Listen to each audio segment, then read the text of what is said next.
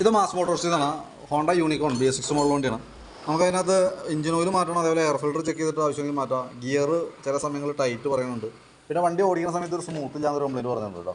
അപ്പോൾ നിലവിൽ നമ്മൾ എഞ്ചിൻ ഓയിൽ മാറ്റാൻ വേണ്ടിയിട്ട് അയച്ചിട്ടുണ്ട്. എയർ ഫിൽറ്ററിൻ്റെ കണ്ടീഷൻ നോക്കുമ്പോൾ എയർ ഫിൽറ്റർ അത്യാവശ്യം പൊടിയൊക്കെ ആയിട്ടുണ്ട് കേട്ടോ. ഒരുവിധം അഴുക്കുണ്ട് ഇതിനകത്ത്. എയർ ഫിൽറ്റർ മാറ്റുകയാണെങ്കിൽ ശരിക്കും എയർ ഫിൽറ്ററും പ്ലഗും കൂടിയാണ് മാറ്റിയിടേണ്ടത്. അപ്പോൾ നോക്കിയിട്ടൊന്ന് പറയട്ടോ. ഞാനപ്പോൾ അതിൻ്റെ അനുസരിച്ചുള്ള എസ്റ്റിമേറ്റ് ഇടാം. പിന്നെ എഞ്ചിൻ ഓയിൽ മാറ്റുന്നുണ്ട്. പിന്നെ ഗിയറിൻ്റെ പ്രോബ്ലം നമുക്ക് പ്രത്യക്ഷത്തിൽ എനിക്കൊരു കംപ്ലൈൻ്റ് ആയിട്ട് തോന്നുന്നില്ല. ഒരു അല്പം ക്ലച്ച് കുറവ് കാണുന്നുണ്ട്. അതൊന്ന് ക്ലിയർ ചെയ്തിടേണ്ട ആവശ്യമുള്ളൂ നിലവിൽ. ക്ലച്ചിൻ്റെ പ്ലേയിൽ ചെറിയൊരു വേരിയേഷൻ ഉണ്ട്. അതല്ലാതെ കൊണ്ട് നമുക്കൊരു ഗിയർ വീഴാൻ ബുദ്ധിമുട്ടോ അല്ലെങ്കിൽ സ്ലിപ്പായി പോകുക അങ്ങനത്തെ കംപ്ലയിൻസ് ഒന്നും പ്രത്യക്ഷത്തിൽ എനിക്ക് ഓടിച്ച് നോക്കുമ്പോൾ ഫീൽ ചെയ്ത് ചേർന്നു കേട്ടോ. കറക്റ്റായിട്ടൊക്കെ വീഴണമൊക്കെ ഉണ്ട്. അപ്പോൾ എന്താണ് അത് ഉദ്ദേശിച്ചതെന്നുള്ളത് എനിക്ക് മനസ്സിലായില്ല. പിന്നെ വണ്ടി ഓടിക്കാൻ ഒരു സ്മൂത്ത് ഇല്ല എന്നുള്ള കംപ്ലയിൻറ്റ് പറയുന്നുണ്ട്. അത് ശരിക്കും പറഞ്ഞാൽ വണ്ടി ഓടിക്കുന്ന സമയത്ത് എനിക്ക് അനുഭവപ്പെട്ട കംപ്ലയിൻറ്റ് എന്ന് വെച്ചാൽ വണ്ടി നമുക്ക് ഓടി ഇപ്പോൾ തേർഡ് ഗിയറിൽ ഫോർത്ത് ഗിയറിലൊക്കെ വണ്ടി ഓടിക്കുന്നത്, ഫോർത്ത് ഫിഫ്ത്തിലായാലും വണ്ടി ഓടിക്കൊണ്ട് നമ്മൾ ആക്സിലേറ്റർ കുറച്ചിട്ട് വണ്ടി അവിടെ കൊടുക്കുന്ന സമയത്ത്, ഇപ്പോൾ ഒരു ഫിഫ്ത്തിലൊക്കെ ആണെന്നുണ്ടെങ്കിൽ ആക്സിലേറ്റർ കൊടുക്കുന്ന സമയത്ത് നമ്മൾ വലിയ വേഗതയിലല്ലാന്നുണ്ടെങ്കിൽ ബാക്ക് സൈഡിൽ നിന്നൊക്കെ മൊത്തത്തിൽ ഒരു ഷിവറിങ് പോലെ കാണിക്കുന്നുണ്ട്, ഒരു ഇളക്കം പോലെ. അത് നമ്മൾ ചെക്ക് ചെയ്യുന്ന സമയത്ത് ആരംഭമാണ് ഈ വന്ന സസ്പെൻഷൻ ബെയറിങ്ങിൻ്റെ ഉള്ളിൽ വന്ന ഒരു കോളർ ബുഷ് ഉണ്ട്. ആ കോളർ ബുഷും ആ ബെയറിങ്ങിൻ്റെയും വന്ന ഒരു പ്ലേയുടെ ഒരു വ്യത്യാസമാണ് കാണുന്നത്. അത് നമ്മളിപ്പോൾ ശരിക്കും കൊണ്ട് പിടിച്ചിട്ട് വീലിങ്ങനെ ഷേക്ക് ചെയ്യുകയാണെങ്കിൽ ചെറിയൊരു അനക്കം സ്റ്റാർട്ട് ചെയ്തിട്ടുണ്ട്.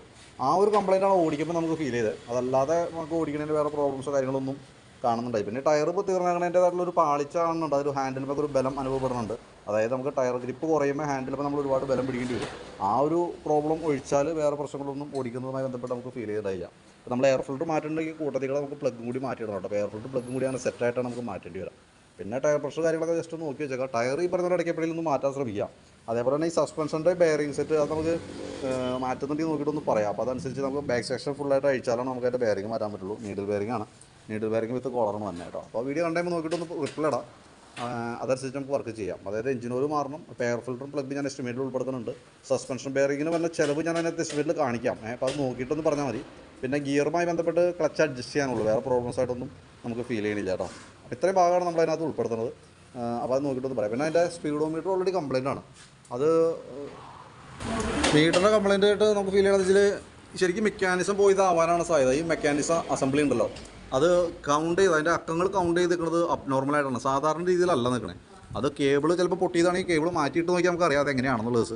അതല്ലെങ്കിൽ കേബിളും ആ മെക്കാനിസം യൂണിറ്റായിട്ട് നമുക്ക് മേടിക്കാൻ കിട്ടും. ഈ മെക്കാനിസം മാത്രമായിട്ട് സ്പീഡോമീറ്ററിൻ്റെ ആ അക്കങ്ങൾ പറയണ ആ മെക്കാനിസമാണ്.